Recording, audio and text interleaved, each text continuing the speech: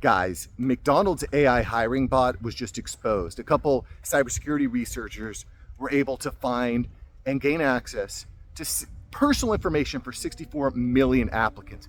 Everything from name, phone number, resume, in some cases, even addresses. And as I started to read and learn more about this data breach, I was shocked. I was shocked at what's happening with HR and AI. It's shocking. Today, we're going to get into some of the numbers. How many HR reps are completely exposed to losing their jobs by these new AI softwares? And quite frankly, how many companies are already using these AI softwares to screen applicants and hire? It's both shocking and exciting at the same time.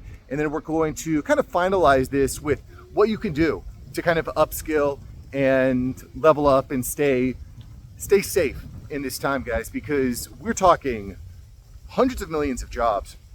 I'm going to keep repeating this. Goldman Sachs estimates 300 million jobs replaced over the next 5 years. That's a lot. You probably fall into that. That's a big deal. So we also let's get into it. Let's talk about what happened at McDonald's, because this is crazy. This is really, really crazy. And when you look at the numbers here, automation in HR estimates that about 12.6% of US roles are going to be displaced, 19 million jobs. And this is a great stat here by IBM CEO. IBM projects that AI could replace 7,800 jobs just within IBM's HR department. 7,800 jobs just within IBM's HR department. So if you're in HR right now, I mean, it's being so automated by chatbots. It's unbelievable. We'll talk about that in a little bit. So let's talk about what happened at McDonald's. So McDonald's AI hiring bot, McHire, which is powered by Paradox.ai. By the way, guys, this is the game changer, Paradox.ai. This is the company that is taking over all these hiring jobs. Paradox.ai. But again, we're going to get to that in just a moment. At any rate, on June 30th, a couple security researchers, Ian Carroll and Sam Curry, accessed 64 million applicants. But get this, how did they get all this information? They were able to crack the username and password. Do you know what the username and password was? Username was admin, password 123456. This is something that like my 6-year-old put together. The username is admin, the password is 123456. That is just so shocking. I just can't.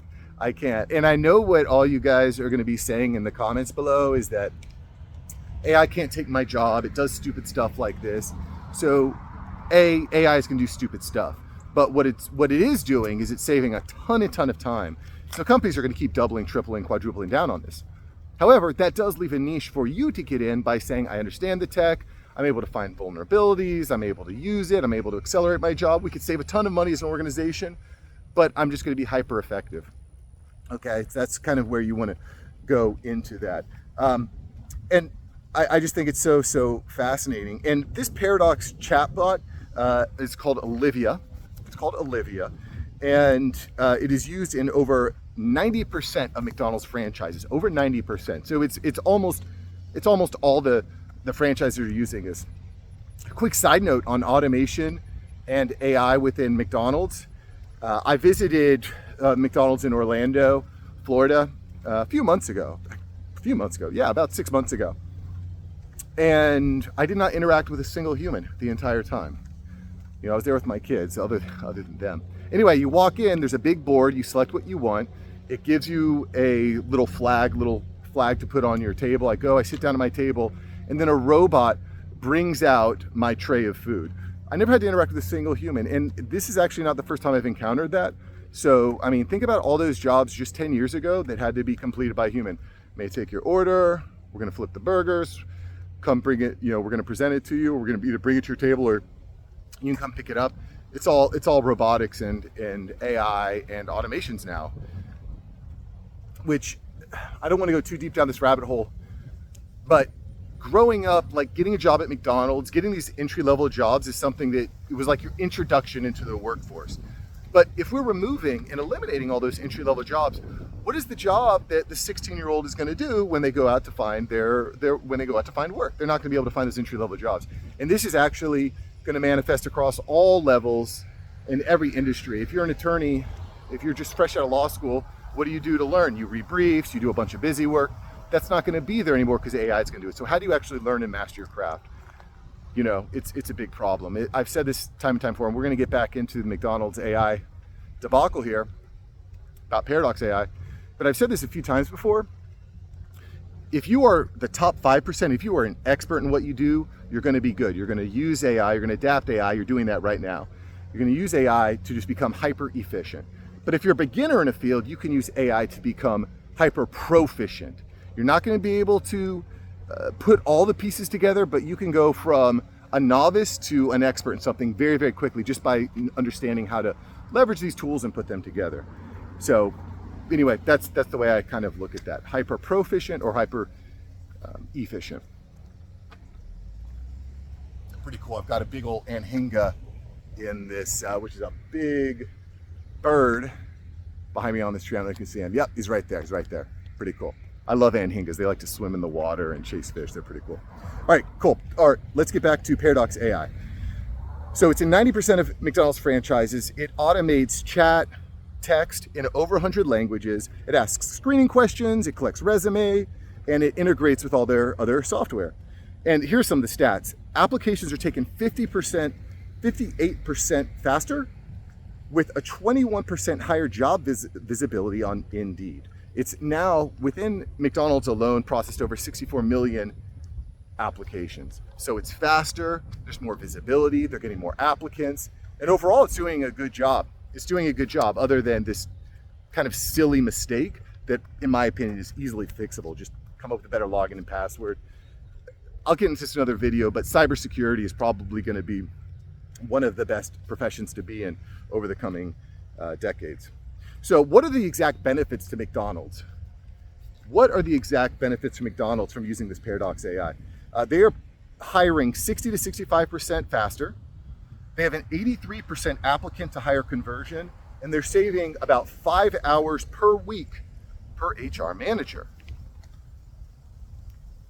But they're not alone. There's other clients that are doing this. GM has saved over $2 million a year. Southern Rock saves $840,000 on ads. There's a bunch of companies. But when I heard this stat about saving 5 hours per week per manager, I was like, well, how much money is it actually saving? So I did some napkin math using ChatGPT. So assuming there's 40,000 locations, one manager per location, let's say he's getting paid $20 per hour, 5 hours per week, 52 weeks per year. He doesn't take any breaks. He's serious. McDonald's is saving $208 million. And that's $208 million that was going to a human, that's not going to a human anymore. That's going to the bottom line, it's going to shareholders. A portion of that is going to Paradox AI. But when you hear a number like that, it's like, well, there's a lot of money that could have been going to humans. Your neighbor, your friend, your father, your brother, could have been going to them guys, but it's not. It's going to big tech company and to the bottom line for shareholders. So I just found that number was really fascinating. But once I started going even deeper into this, I recognized, well, wait a minute. Paradox isn't just serving McDonald's, they're serving over 100 different companies. And I'm going to tell you the names of some of these companies. Chipotle, Shake Shack, Panda Express, Papa John's, Wendy's, Panera Bread, First Watch, McAllister's, Pete's Coffee, Applebee's, Taco Bell, Chick-fil-A. It's everywhere. Guys, it's everywhere. So if you take 208 million times 150 different companies, and by the way, this is not just being applied towards restaurants, it's also being applied towards retail outlets like 7-Eleven. So this is the new standard. This is what the best are doing. And I was watching a interview with Jim Cramer from CNBC with the Chipotle CEO. This was a few months ago. And he said that he credits these AI implementations to part of their growth success because they've added on over 300 locations in the past year. So they're blowing up. I'll have to record an entirely new video on this, but Chipotle has more plans to automate, making the burritos, delivering the burritos, taking the payment, hiring the people. Everything from top to bottom is going to be a robot, which is kind of awesome, but kind of terrifying at the same time if you're a man like me. And I've talked about this time and time again, guys. If you're a man, if you're a husband, father, leader, we have a requirement, we have a responsibility to our families to provide. And if you're being replaced by a robot, how's that going to make you feel? So A, you're not able to fulfill your masculine obligations.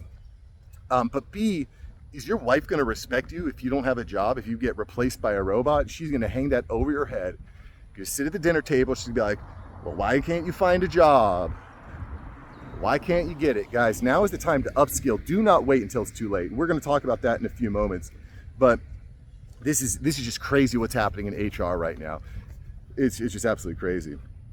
Let's go deeper into some hiring assumptions because we did some napkin math just for McDonald's, but let's take that to the next level and let's look at the napkin math for all these companies. So if we assume that the average hire, so there's 135 companies worldwide that are using Paradox.ai for hiring. Okay, so let's assume that the average hires per year is 50 per location. Let's assume there's 2,000 locations per brand. There's a lot of different companies here. Some are gonna be more, some are gonna be less, but we're just doing some quick napkin math here. So let's assume 2,000 locations per brand. The time per hire is about an hour and a half for scheduling, screening, interviewing. The hourly wage of that manager is $20 an hour, and AI saves 90% of that time. So only about, for an hour and a half to about 0.15, about 15 minutes to hire, okay? And let's do the math for one company with 2,000 locations. Total hires per year is gonna, 2,000 times 50 locations is 100,000 hires. Time saved per hire, we went over that. Total hours saved is gonna be about 135,000 hours. This is for one company. That's $2.7 million per year per company, okay?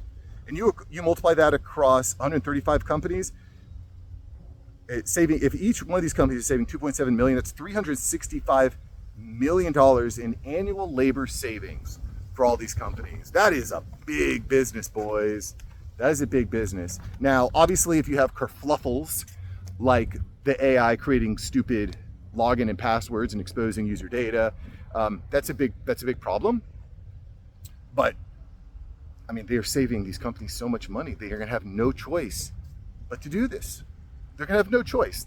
I heard Peter Thiel saying this on the All In podcast a few months ago, and we'll find a link to it here. He was at the All In Summit, and essentially what Peter Thiel said was, in a time of such disruption, the riskiest thing you can do is not take risk. That is the riskiest thing you can do. And so these companies are going to do that. These companies are going to take risks. They're going to implement AI. They're going to phase out humans. And you have the obligation now, guys. You have an obligation to start learning and start upskilling. I'm just trying to implement AI to all levels of my organization, with all levels of my clients. I'm trying to automate. There was a comment the other day, I think it was a few days ago, that someone had broken down the exact process that he used to implement AI through his organization, which ended up getting him replaced. But I said, if you're able to do that for one organization, guess what the next organization is going to say? Oh, you did that? You saved them that much money? This is the mentality that you need to have, guys. It's how can I replace everything that I'm doing with AI?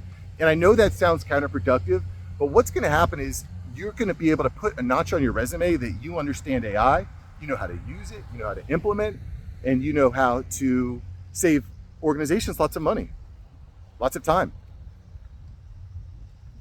Anyway, that comment was so good that this guy laid out, I ended up pinning it. If you want to have your comment pinned, I will remove my newsletter link, aiupdate.ai, to my newsletter, and I will put you as the pinned comment, because I mean, we're all here to learn. We're all here to grow together. We're brothers. We're brothers in this, because this stuff is coming way too fast. It's going to impact way too many people. Okay, let's talk about upskilling here for a minute while we kind of wind this down. So what can you do to upskill? Personally, I kind of talked about a little bit what I'm doing. I'm playing with Replit very regularly. building out different software, SaaS solutions, minimum viable products. I'll put a link to the entire video up here where I kind of explained my process and how I've saved 90% on building out SaaS solutions. And I'm not stopping. It's too much fun. But what are the upskilling necessary? Learn about AI ethics, bias reduction, which I know is code for DEI, but it's still gonna help you find new careers. What are the practical applications? Help to future-proof your career by enhancing strategic AI use. Again, just like the example I had mentioned a moment ago. Focus on really understanding these generative AI tools, where are their weaknesses, where are their strengths, writing job descriptions, scanning resumes, answering routine questions, learning to provide human oversight to ensure that ethical practices are in place.